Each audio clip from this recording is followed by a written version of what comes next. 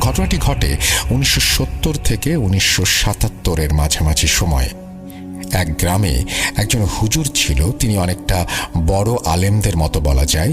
তিনি একদিন সকালে শহরে কাজ সেরে গ্রামে ফিরছিলেন। গ্রামে ঢোকার আগে একটি বড় নদী পড়ে, সেটি নৌকা দিয়ে পার হতে হয়। তিনিও নৌকা দিয়ে পার হয়ে আসছিলেন। দুপুরের দিকে নৌকা নদীর ঘাটে এসে থামলে তিনি নৌকার ভাড়া মিটিয়ে নৌকা থেকে নেমে বাড়ির উদ্দেশ্যে হাঁটা দেন। সেই সময় ছিল বর্ষার মৌসুম, তাই নদীর ধারে অনেক পানি জমেছিল। পানি ছিল হুজুরের কোমর পর্যন্ত। তিনি সেভাবে ভিজেই আসছিলেন। হাঁটতে হাঁটতে তার পা কিসে যেন বেঁধে গিয়েছিল, তাই তিনি সেটি পা থেকে ছাড়াতে হাত দিয়ে সেটি সরাতে গেলেন, কিন্তু সেটি তার পা থেকে ছুটতেই চাইছে না। তিনি তখন হ্যাঁচকা একটা টান দেন এবং সেখানে সাথে সাথে একটি পুরুষ মানুষের লাশ ভেসে ওঠে। আর হুজুর তখন ভয় না পেয়ে গ্রামের লোকদের ডেকে আনেন এবং লাশটিকে সবাই পাটিতে মুড়িয়ে ঠেলা গাড়ি করে মসজিদের সামনে নিয়ে যায় এবং লাশটিকে কাফন পরিয়ে দাফনের জন্য খাটিয়াতে করে কবরস্থানে নিয়ে যাওয়া হয়। হুজুর তখন অজু করার জন্য সেই নদীর ঘাটে যান। আগেই বলে নেই যে নদীটি ছিল কবরস্থানের একটু সামনে। তিনি অজু শেষ করে উঠে আসার সময় কিসে যেন পা আটকে যায় আর তিনি হোঁচট খেয়ে পড়ে যান। তিনি দেখেন নৌকা চালানোর জন্য যে লাঠির প্রয়োজন হয় সেই লাঠির মাথা। হুজুর তখন সেটি টেনে আনতে গিয়ে দেখেন একটি হাত লাঠিটিকে ধরে আছে। তিনি আশেপাশে সবাইকে ডাক দেন। সবাই আসলে কিছু লোক সেই লাঠিটি ধরে থাকা হাতটিকে উঠায় আর সবাই দেখে সেটি তাদের গ্রামের একজন মাঝির লাশ।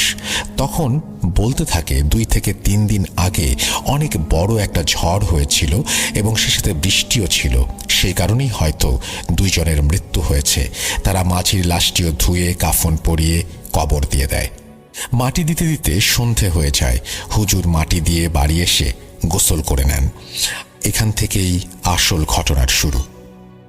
হুজুর খাবার খেয়ে ঘুমিয়ে পড়েন আর মাঝরাতে হুজুরের বাথরুমে যাবার প্রয়োজন হয়। তিনি উঠে ঘর থেকে বের হন। 1970 থেকে 77 সালের মাঝামাঝি সময়, তখন বাড়ির কিছু দূরে টয়লেট থাকত। তিনি ঘর থেকে বের হতে গিয়ে দেখেন তার আঙিনায় সেই পাটে মোড়ানো লাশটি দাঁড়িয়ে আছে। তিনি তখন অনেক ভয় পান আর তার স্ত্রীকে ডাক দেন। তার স্ত্রী উঠে এসে বলেন, কি হয়েছে? এই মাঝরাতে ডাকছো কেন? হুজুর সাহেব বলেন, দেখো তো আঙিনায় কি যেন দাঁড়িয়ে আছে না?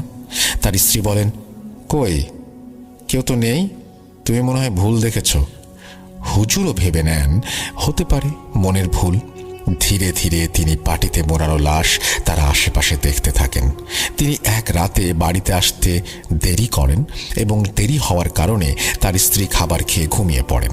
তিনি বাড়িতে এসে কিছু না ভেবে না খেয়ে ঘুমাতে যাবেন, তখন ঘরে ঢুকে দেখেন তার বিছানার একপাশে সেই পাটিতে মোড়ানো লাশটি বসে আছে। আর হুজুর এক পলক ফেলতে না ফেলতেই লাশটি তার সামনে এসে দাঁড়ায়। লাশটির মাথা বাদে পুরো দেহটাই পাটি দিয়ে মোড়ানো ছিল। হুজুর সাহেবের মুখ বরাবর সেই লাশটি দাঁড়িয়েছিল। হুজুর লাশটির বিভৎস মুখ দেখে অনেক ভয় পান আর পুরো শরীর তার ঘেমে যায়। তিনি চিৎকারও করতে পারছিলেন না। একসময় হুজুর জ্ঞান হারিয়ে ফেলেন। পরদিন সকালে তার জ্ঞান ফিরলে তিনি দেখেন তিনি বিছানায় শুয়ে আছেন। তার পরিবারের সব মানুষ তার দিকে তাকিয়ে আছে। তাকে জিজ্ঞাসা করা হলো তিনি আঙিনায় পড়েছিলেন কেন। হুজুর আগের রাতের সবকিছু তার পরিবারকে বললেন। পরে পরিবারের লোকজন তাকে এক কবিরাজের কাছে নিয়ে যায়।